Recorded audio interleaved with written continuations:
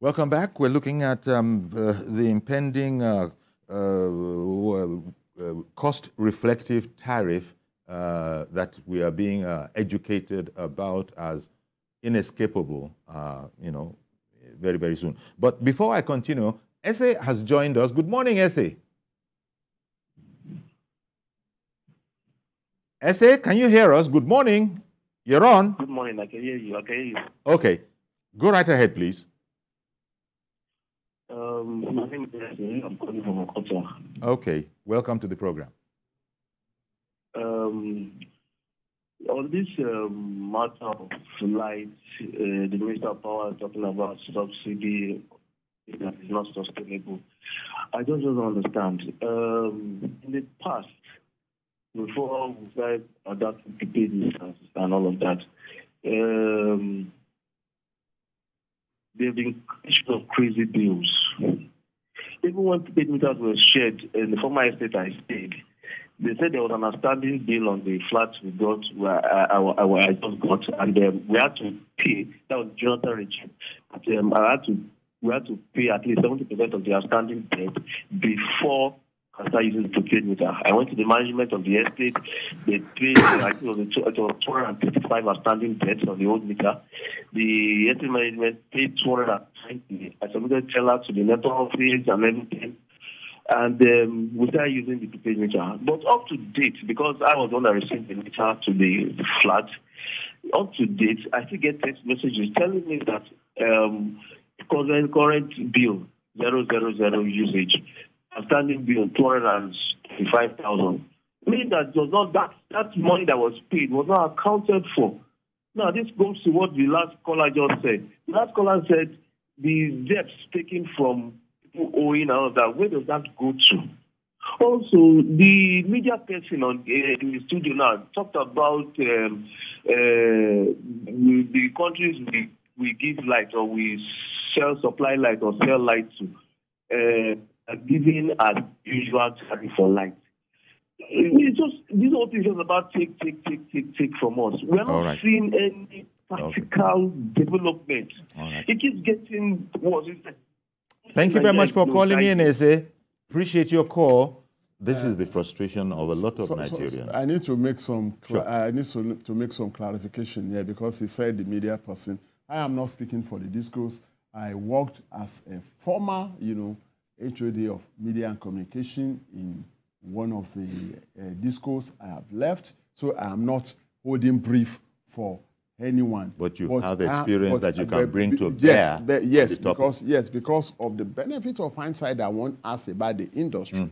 And I was going to explain that when you are talking about subsidy, you look at some issues. The first is, can you afford it now? If you can afford it now, can you continue to afford it? But most importantly, too, you also look at, is it getting to the right target? And that is also another issue with the electricity subsidy.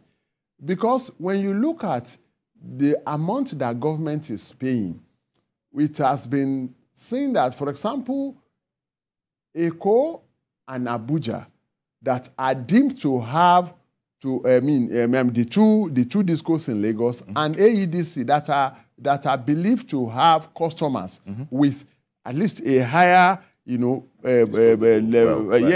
buying power than you have in Yola. Government is paying for the 335 billion that government paid in the third quarter of the year. 117 billion went to those three, whereas Yola, that is believed to have, much, more vulnerable people, got 2-point-something billion. So it then means that government is actually funding, subsidy for people that can afford. Okay. It's an interesting point you make there. Yeah. But let me bring in Mr. Yakub in Dokwemu. Good morning to you, sir. Yeah, just very good morning, sir. Thank you for calling. And good morning to your guys. Yes. Good morning, sir. Good morning, sir. I think the government should should look into these very particular electricity issues very well. Because as Mr. George rightly said earlier, the minister that held this very particular portfolio, I stand to be corrected. I don't think he can handle that very particular sector. That is the truth. And then one of the callers also said, does it mean that there is a subsidy on this electricity before? This is a big question. And then I have reason saying that. Chief Jody, do you know that when there is no light, that is where you get much bills from the PHC? Because the issue is this, even the rural area, when they were trying to get in this very particular light, they will buy the poles, they will buy the cables, they will provide the transformer by themselves. Then the power holding company will not claim all those things to be theirs. Now, they are not telling us that the subsidy on electricity is unsustainable. Subsidy on petroleum is gone. Subsidy on education is gone. Now, subsidy on electricity is about to go. Where are we moving to? The question is, even the subsidy that was removed, yes, this is a government that we campaign for. Yes, and then I don't have regret in campaign for this government because I believe that they are going to do the justice to all the things that they made on ground. And then we don't want to hear that the past government. That is not what we are here. So what I'm driving to is this, Chief Jody. The subsidy that was removed in petroleum, the state government, as Mr. George Riley said, they get much more money, Chief Jody, and then there is nothing to show for it. What are we talking about here? If they now say that they claim that they are removing this subsidy on electricity now, how much are we getting they are giving to us? Somebody like me that they are giving me like 20,000 in a month. Now I should be expecting close to 100,000 naira in a month. Where are we going? All right then. Where are we going? So thank you, Mr. Yakub. Thank you very much, Mr. Yakub. The point got, and he said he doesn't want to hear, and he's not the only person who will say that. Even some people in this government will say that maybe I don't want to hear about past governments. We're now, and we must look at it. But it's a matter that pains many. Yesterday we had Senator Shehu Sani on here. We were talking about tensions as a result of the escalating cost of food, and he just made the observation that, look, imagine that we had 8 years experience of doing what the Tinubu administration is trying to do now. Maybe we wouldn't have gotten here. It wouldn't have been this tough. And so there's, whereas we understand that you can't be looking back all the time. No problem. Excuse me. We understand that. But a lot of momentum has been lost by not even being initiated in the first place. So now Tinubu's administration, to call it by name, has to establish this whole momentum business. And in that downtime, before the momentum is reached, we have this problem on our hands. You see, my position, and I want to make it clear now, and I said it earlier. We should not just concentrate on the removal of subsidy alone. I mean, that is, you know, I know that the Nigerians, you know, they have justifiable grounds to want to resist any removal of subsidy. And I can see, you know, I can see reason with my compatriots on this. But the issue is that now, you know, we have been saying that some of the steps, just like you just said, that the Tinubu administration is taking now, if we had taken them years back, 8 years back, perhaps the two terms of Buhari. But now, if care is not taken, you understand, we will also be postponing some things, you know, for the succeeding government to come and inherit. And then we will now be saying, if we had done this, you know, before now. So this is that kicking of the can down the road for the next guys to come and deal with. So is one thing that it looks like Tinubu's administration is saying that we're not going to do that. I understand that. Like, we're not going to do that, even though it's going to become a problem. It's going to be a problem, you know. But government can handle it better. I mean, so on the side of Nigerians, I want to say that government can handle it better. You see, if you want to remove subsidy, what plan do you have to cushion the effects? We have seen that the removal of subsidy of petrol, you understand, is still, you know, biting hard on the people. And so yes, it is almost imperative, almost inevitable. You understand that? Because this petroleum subsidy... No, it's not almost. The minister has said clearly, it's unsustainable. And let me tell you one thing. Let me tell you one thing. Let me give you one more thing. You see, the subsidy is not as if government has its own money ready that it's using, to subsidize. What happens within the system presently is that government sources funds from different, which is why it is unsustainable. It gets, from IMF guarantees and loans, from its commitments, domiciled in the Ministry of useful Finance, causes. And I tell you, the budgetary allocation for subsidy, for electricity subsidy for this year is just a little over 400 billion. But by the time this year ends, and if we continue, we will have spent close to 2 trillion naira on electricity subsidy. Where will the difference, come from? Izzy in Bayelsa. Good morning to you, sir. Thank you for holding on. Good morning, Uncle Yari. Good morning, sir. Thank you for holding on. Today's topic is very interesting and is very critical to our nation's development. Yeah. It's so sad and very unfortunate that ministers who are expected to provide solutions to critical issues when appointed, who are supposed to be giving us solutions on how we can solve government problems, are now the ones crying foul and giving us alternative that subsidy is no longer realistic. It's so sad. Just a couple of months ago, when the General come, subsidy for petroleum was removed in a country where over more than 3 million Nigerians are battling with hunger, malnutrition, and poverty. And if you juxtapose that side by side with the billions of dollars that have been spent on this power sector in the last couple of years of Obasanjo regime, the Jonathan regime, and how these things were moved to the GENCOs, and the GENCOs themselves are not even invested. The power they have not invested critically into this sector. They inherited the facility of NEPA, and those facilities are what they have been using. The citizens bother to get transformers, citizens bother to do a rural electrification. By moving closely, the minister should be able to be thinking about solutions at this point. The National Assembly have moved, the president has passed it, that power should go down to the state for state government to generate electricity for their state. At this point now, we're thinking the minister should be calling critical stakeholders meetings with the commissioners for power in individual states to tinker on how they can generate electricity within the state.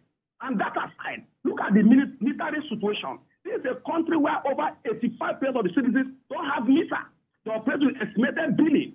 So why hasn't the minister thought of building or grazing funds to build meter manufacturing factories in the geopolitical zones and in the state to enable the citizens to have meter, that they can be sure of what they are paying? Because when you talk about tariff, how do you quantify and measure the tariff when there's no measurement barometer for the consumers to be able to measure what they consume? Thank you very much, Izzy. Very unfortunate. Thank you, Izzy, for calling in. Let's go back to the original point of George calling in from Lagos. Mr. Minister, show us your roadmap. You see, that is just... Show us your roadmap. For me... Let's know what your plan is. You don't just identify a problem, you also profile solution. And I think that is what is lacking here. The minister has identified a problem which some of us, stakeholders and players in the industry can, reason with him. We can reason with him on that. That actually, subsidy is not sustainable. And I'm saying it with all sense of sincerity and patriotism. But that's you not understand? the end of the job. So, but saying it, I want to, where I differ from the minister's position is that you don't just say, there is, that it's not sustainable. Yes, we agree. What do we do? But let me also address one point that the last caller made. He was talking about the minister sort of ensuring that the state governments also, that they generate their own power. And yes, but it is not the act, the 2023 Electricity Act that has been signed into law has devolved, has decentralized, power of, the electricity power that was once domiciled at the federal government, in the hands of the federal government, to the states. That power has been devolved to the states. It is now left for the state government. It is not the minister, because it is not the minister that will go and force each state to come up with its own law, with its own electricity law, because that is what the 2023 Electricity Act says, that each state must go and enact its own electricity law. And as we speak now, I don't think we have up to 6 states that have enacted their own electricity law in the country. Okay. What are the state governments waiting for? The different state governments, what are they waiting for? One second, please. Mr. Mazi Okoroafo in Arochukwu. Good morning, sir. Good morning, sir. Good morning, our guests. Good morning, Nigeria. Good morning. Good morning. Compliments of the lending system. Sayori, my guest, this issue of generation of electricity or power. Each state or Nigeria, if the government or the people concerned can make this issue of solar materials cheap, it will help us generate a lot of things we want to generate. Because the solar is, look at the wind we have in Nigeria. It's what they call energy generated through wind. Look at the other, see how hot Lagos is. But the question is, we don't want to start practicing that. There are some young boys who have talents, who know the materials, but they are not given the opportunity. Now you ask ourselves, we have University of Technology, all the states of federation, electrical department, what is their job? You see, the practical work is what we need, because no matter what we teach, every time we generate, tomorrow they will tell us the system has collapsed, the system will not collapse, the system has evaporated, if the system will not evaporate, they tell us no diesel, no gas, why? Look at gas flaring. I was expecting some people to gather this. I think there are people that have this carbon dioxide to go there. All those flaring, put it into, if the thing cannot go around, within Port Harcourt, within the south zone now, or southeast, you can still generate all those gas flaring to people to use it. But every day, you know that, look at our Jakarta industry, where the material is supposed to be, the sale is coming, is not coming. We have all it takes for the state, for the local government to generate their own power, not depending on federal. Honestly, as a Nigerian, I'm tired of hearing people, all of us, depending on the federal. Let us go to university. These professors we have, doctors of engineering, electrical, please come into you.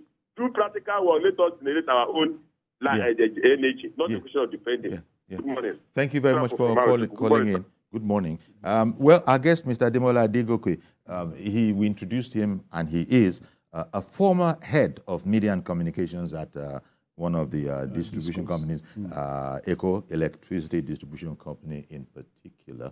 And I think one of the challenges here, everybody is calling in, we're proffering solution. I don't know if you agree that not enough has been done at all in terms of explaining what the nature of the problem is in a simple way so that everybody can grasp hold of it and see where the bottlenecks are. This is not a matter of eggheads and boffins and professors pontificating, because it concerns everybody.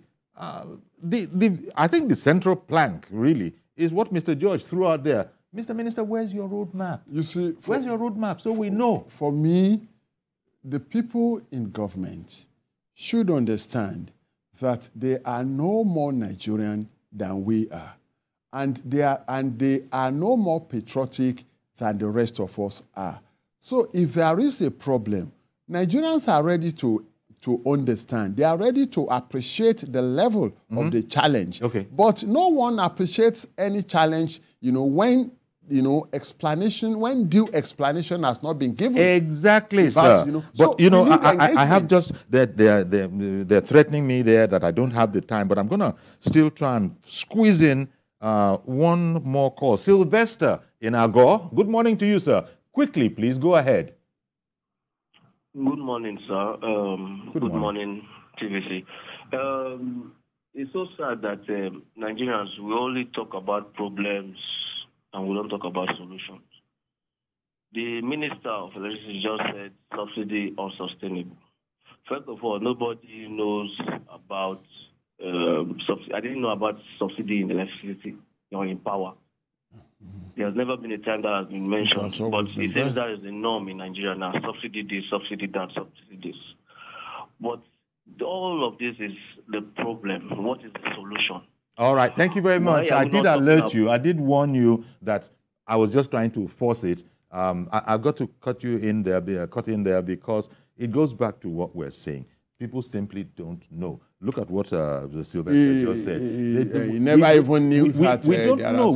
He never knew. Yes. So this is where I think there must be a very concerted drive, and it happens in all aspects of the Nigerian body. You know, we don't know. The information specialists are not letting the public out there know what the issues are. So by the time you arrive with unsustainable tariff now, that is the one that they will now hear. Oh, you want to take the little in my pocket again that I was managing? Just in rounding off, where would you put all of this, and how long do you think it is so that before this thing comes on stream? Is it almost immediate? No, well, the minister has not given any timeline about when subsidy will be.